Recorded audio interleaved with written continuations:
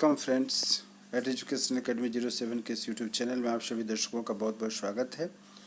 आज हम लोग चर्चा करने जा रहे हैं कि डीएलएड के फर्स्ट और सेकेंड ईयर की परीक्षा होने वाली है और उसके लिए जो हम लोग आज चर्चा करने जा रहे हैं डीएलएड फर्स्ट ईयर अर्थात 2023-25 के जो स्टूडेंट होंगे उनके फर्स्ट ईयर की परीक्षा होगी और उनके लिए आज अब मैं स्टार्ट करने जा रहा हूँ। आपके सभी पेपर जो हैं उन सबों का फर्स्ट ईयर और second year DElEd first year और सेकेंड ईयर के स्टूडेंट्स को अब मैं गेस देने जा रहा हूं। और आप यदि हमारे यूट्यूब चैनल पर नए हों तो कृपया सब्सक्राइब कर लें। पुराने हों तो आपको अनुमान होगा कि हमारे गेस क्वेश्चंस किस प्रकार से आपकी परीक्षा के लिए उपयोगी हैं। ज़्यादा नहीं इसलिए कहूँगा क्योंकि जो अनुभवी हैं उनको पता है और जो अनुभवी नहीं है वो हमारे चैनल के साथ जुड़ेंगे, हमारे वीडियो को देखेंगे, तभी उनको इसका लाभ मिलेगा। और पुनः आपसे आग्रह है कि यदि आप हमारे चैनल पर जुड़ते हैं तो अपने मित्रों के साथ उसे शेयर करें, जिससे कि उन्हें भी इस इम्पोर्टेंट क्वेश्चन का लाभ मिल सकेगा और वह भी अपनी परीक्षा को अच्छे से लिख सकेंगे।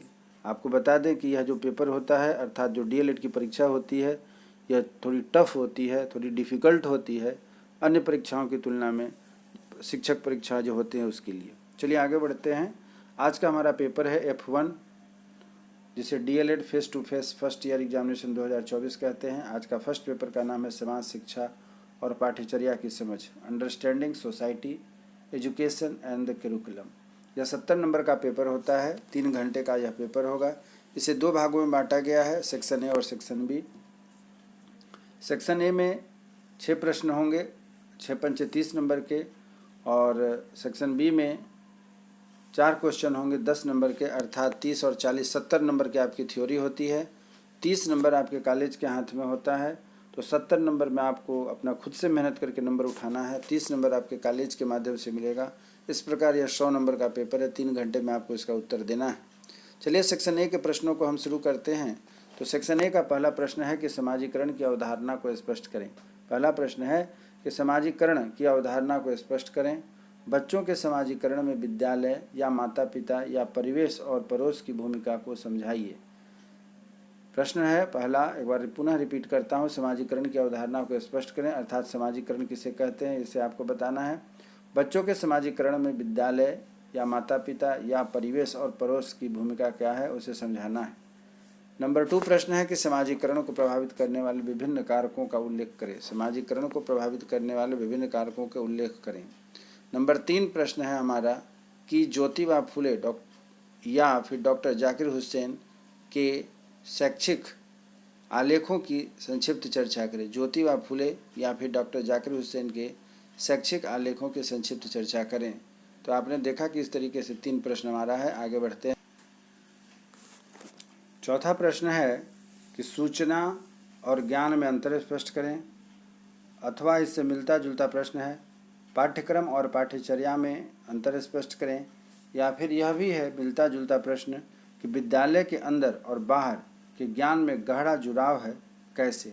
तो यह क्वेश्चन नंबर 4 जो मैंने रखा हुआ है यह मिलता जुलता हुआ प्रश्न है। यदि आप थोड़ा सा ध्यान दे करके एक प्रश्न की तैयारी करेंगे तो इस तरीके से 3 प्रश्नों का आप जवाब दे सकते हैं।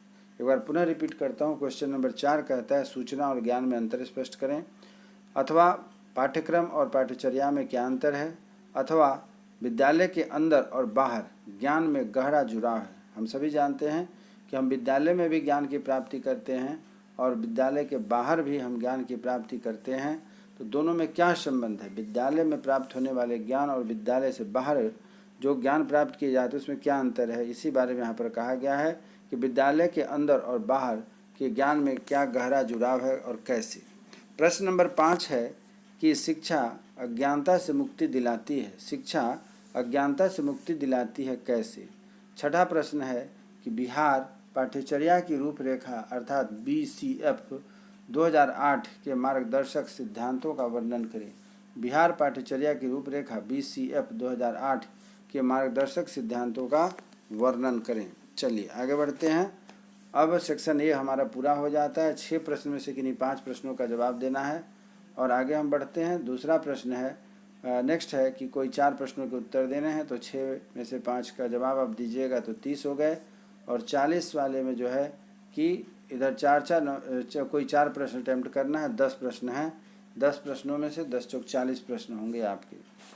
पहला प्रश्न है कि मारिया मोंटेसरी या रविन्द्रनाथ टैगोर के शिक्षा पुस्तक के माध्यम से विकास का वर्णन करें। अर्थात मारिया मोंटेसरी ने अथवा रविन्द्रनाथ टैगोर साहब ने शिक्षा को लेकर के पुस्तक के माध्यम से विकास का वर्णन किया है, उसके बारे में आपको प्रश्न तैयार कर लेना है। प्रश्न संख्या 8 कहा जाता है कि आज के प्रतियोगी समय में उच्च अंक लाने के लिए दबाव को आप किस तरीके से समझते हैं, यह किस प्रकार से बालक पर मानसिक दबाव डालता है। फिर से समझिएगा, कहा जा रहा है कि 8वां प्रश्न, आज के प्रतियोगी समय में उच्च अंक लाने के लिए दबाव को आप किस तरीके से समझते हैं, यह किस प्रकार से बालक पर मानसिक दबाव डालता है या बनाता है।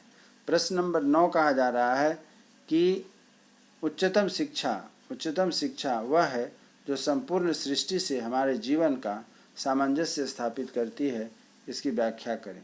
फिर से सुनिएगा, उच्चतम शिक्षा वह है जो संपूर्ण सृष्टि से हमारे जीवन का सामंजस्य स्थापित करती है, इसकी व्याख्या करें।